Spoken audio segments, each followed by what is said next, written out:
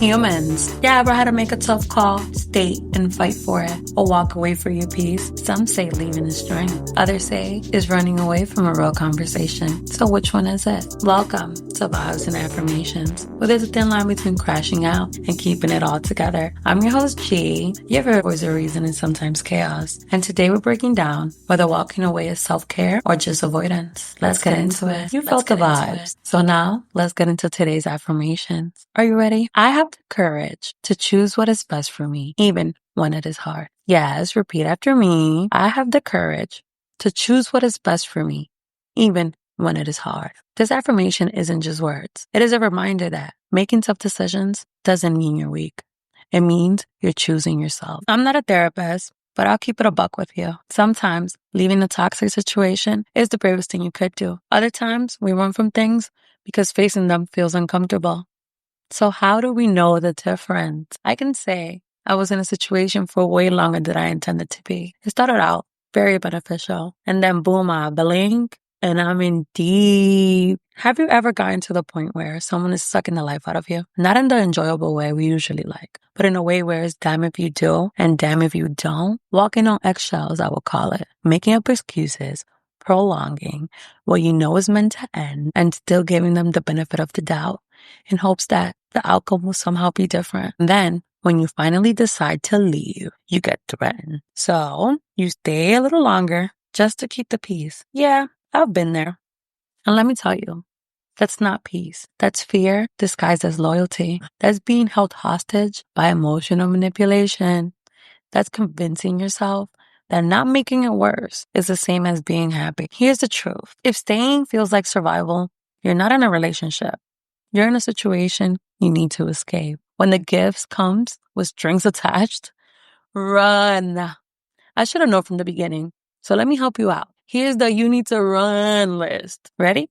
They love bomb you early. They make grand gestures, but can't handle rejection. They guilt trip you when you set boundaries. They keep score. Everything is transactional. You feel like saying no isn't an option. Any of these feel familiar? Run. I mean it. I'm telling you. I received money, trips, anything my little heart desired. Everything but the respect and the value I truly deserve. I remember the exact moment I should have ran for the hills. 3 months in, y'all. We like to convince ourselves that we need more time, more proof, more red flags. But let's be real. You feel it early, and I felt it. That day, I had received a multitude of gifts, a grand gesture, a look of how much I do for you moment. But I had plans the following morning, so I didn't want to stay the night. Simple. Mind you, we already spent the whole day together, and a few days prior to that. If you know me, you know I need a recharge. I'm a firm believer that in order to love me properly, you have to love me and leave me alone sometimes. But when I told him I'll see him after my plans, that didn't resonate well at all. He couldn't fathom the idea that he had done something quote unquote for me, yet I still had a mind of my own. That's when he did what no man who truly values you should ever do. He tried to repossess all the gifts he gave me that day. Let me tell you, if a man gives you something and then tries to take it back, or worse, throws it in your face, run. That's not love. That's control. That's not generosity. That's emotional manipulation. That's someone saying, I don't respect you. I just want to own you. I ain't gonna lie. The greedy me thought I could play the game until I realized I was losing. At the time, I'll be honest, I stayed because of greed and comfort. The perks were too good to walk away from just yet. The gifts, the trips, the convenience of having someone who was always there, providing. It was easy to justify staying. I convinced myself that the good outweighed the bad. But deep down, I knew better. A part of me wanted to believe his intentions, that at the core of it all, he truly meant well. His generosity, despite the red flags, was a sign of love and not control. I told myself that maybe, just maybe, his actions came from a place of wanting to be better, of wanting to keep me happy. But intentions don't matter when the reality of the situation is that it's toxic, and no amount of gifts could cover up the fact that I was slowly losing myself, and nothing could have prepared me for what I experienced and the situations that had followed. Take it from me. People will make you feel like you're bugging after enough emotional abuse. When you spend too much time managing someone else's emotions, you become their punching bag for their trauma. you start to doubt yourself. You start to wonder, am I the problem? The moment you start to question your own reality, that's when you need to go. That was my breaking point. I went from being real cool, calm, and collective to exploding at any given situation. I remember standing in front of the mirror, staring at my own reflection and feeling like I was looking at a stranger. The person looking back at me wasn't me, not the real me. I had become someone who was constantly on edge, walking on eggshells, second guessing reactions before I even ever had them. My natural peace had been replaced with anxiety, frustration, exhaustion. I was caught in a cycle where I felt like I had to defend myself, prove my worth, fight to just be understood. And I hated it. I didn't like the version of me who had to raise their voice just to be heard. I didn't like the me who had to argue over basic respect. I didn't like the me who felt drained, powerless, and distant from the person I used to be. That's when it hit me. If a relationship requires me to lose myself just to keep it, I'm not in a relationship. I'm in a battle. I was tired of fighting for my life, yo. That's when I knew this wasn't happiness. It didn't matter how much someone was willing to do for me, spend on me, promise me, because at the end of the day, none of it meant anything without respect. A person can shower you with gifts, grand gestures, and empty apologies, but if they don't value you at your core, if they don't honor your boundaries, your feelings, your anatomy, then what are you really left with? I was suffocating in a situation that should have ended a long time ago before I had to realize that I needed strength to leave, to walk away. I stayed not because I was happy, but because I was holding on to potential, convenience, a version of the relationship I wish existed. But in reality, I was shrinking. I was compromising pieces of myself just to keep the peace. When in reality, there was no peace left to hold on to. The truth is, if you have to lose yourself to keep someone, you're already gone. Once you realize it, I hope you never look back. I never looked back. Moral of the story: respect is not something you earn. It is something you're owed. If you ever find yourself in a situation where you feel like you have to convince someone to respect you, fight for the bare minimum, or constantly prove that you're worthy to be treated right, then that's your sign that you're in the wrong place. Love, real love, doesn't require you to negotiate your worth. The moment you start explaining why you deserve decency or respect or kindness, you're already lost, because respect isn't something you have to beg for, work for, or wait for. It is given. And if it's not, you're not being valued. You're being tested. So stop justifying, excusing, and holding on to potential. Stop hoping that with one more conversation, one more compromise, or one more sacrifice, you will suddenly make someone see your worth. If they don't respect you now, they won't respect you later. Walking away isn't losing. It's you choosing yourself. And trust me, choosing yourself will never be the wrong decision. Fear is a funny thing. It can make us cling to what we already outgrown because the unknown feels so overwhelming. On the flip side, fear can also make us walk away too soon before we've given something a real chance, because staying requires patience, vulnerability, and work. So how do we know the difference? Are we afraid of confrontation, or are we afraid of our own growth? Because I can say with confidence, it's a little bit of both. Sometimes the thing we fear isn't confrontation itself. It's what happens after. What happens when you finally set the boundary? What happens when you say no and mean it? What happens when you walk away from something that once felt safe, even if it's no longer right for you? Growth requires loss. It requires us to shed old habits, outgrow certain people, release comfort zones that we once clung to. We say we want better boundaries, self-worth, confidence, but deep down, we fear what happens when we actually have to enforce those things. Because truth is, growth is disruptive. It often means confronting people we once avoided, having uncomfortable conversations, and realizing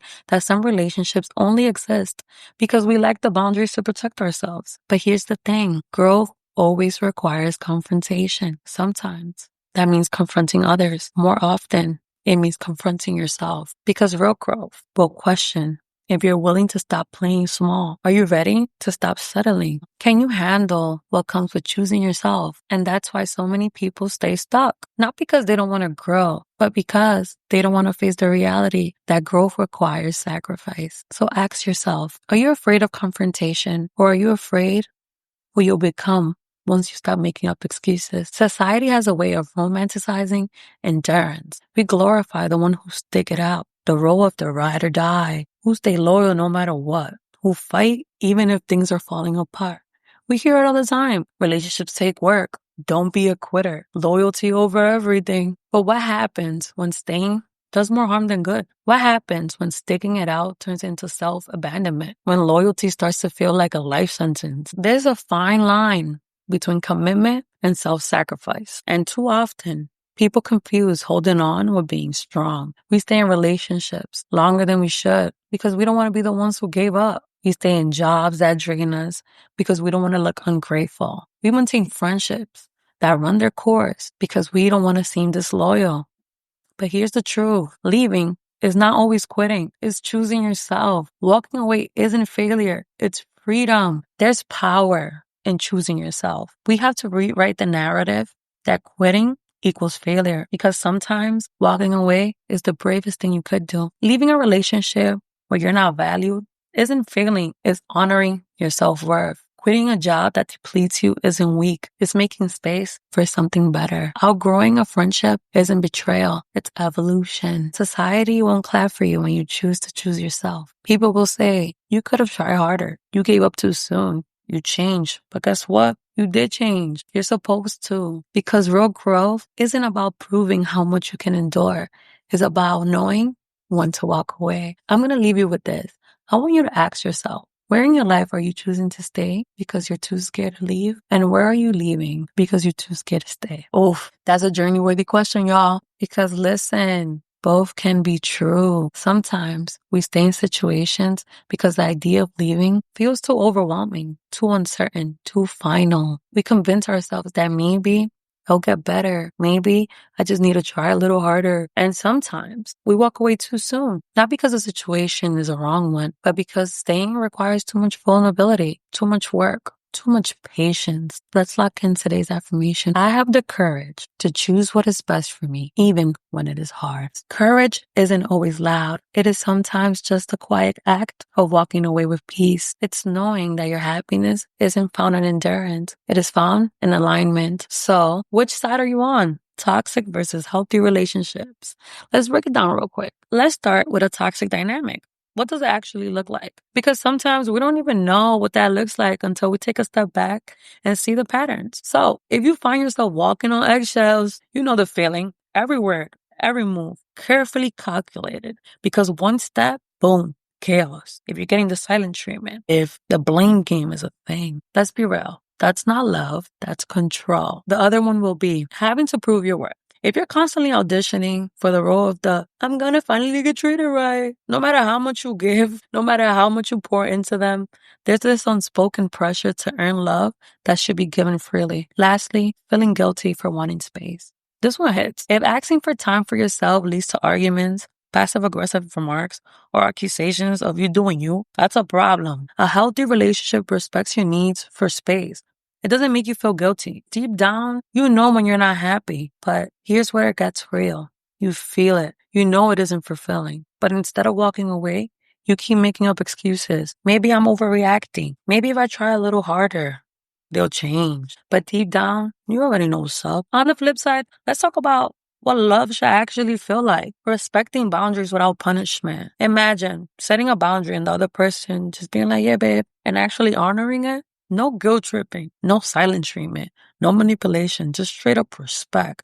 That's what it should be. Feeling secure in your connection. You don't have to second guess where you stand. You don't have to feel like love is conditional. You don't have to work for reassurance because your connection is built on mutual trust. Not no fucking mind games. Not having to earn love. This is a big one. In a healthy relationship, your worth is not tied to what you do for them. You don't have to prove your value is recognized just by you being you. You are enough, period. Lastly, growing together. Not out of obligation, but naturally. Real love, inspired by growth. Not because one person is dragging the other, but because both of you are showing up, learning, evolving together. And that's the difference. Now, be honest. Which list feels like what you've been dealing with? Which one do you actually feel like you deserve? Because if you've been settling for the first list, let this be your wake-up call. I have the courage to choose what is best for me, even when it is hard. And if that means walking away, then walk away. in peace, because leaving what's draining you is never a loss. It's a win for your future self. If this resonated with you, follow me on Instagram, DM me your thoughts, send me your listening letters, and some hot takes. You get to see my reaction on Instagram or TikTok, or I'll share it in an episode. Share this episode with someone who needs a little courage. Next week, we're tackling something just as real. We're talking about, what if your partner is not as focused as you? Because let's be real, not everyone is built to grow at the same pace.